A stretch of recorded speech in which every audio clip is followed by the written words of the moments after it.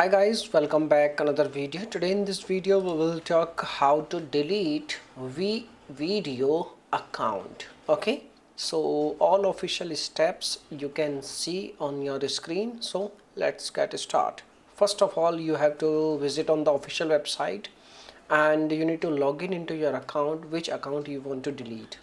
Now once you logged in, you need to click on your profile icon and you need to select account settings.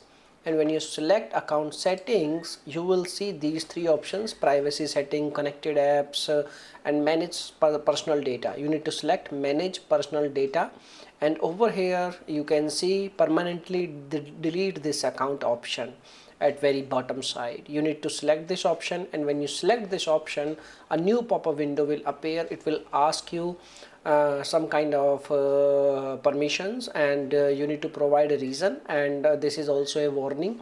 And once you complete this step, simply provide your reason why you want to delete, and tick the correct tick the this option like exercise right to forget and delete personal identity data, and you can tap on close my account. And by using this method you can easily delete your account on Wevideo. Now if you have any other questions, you can make a comment.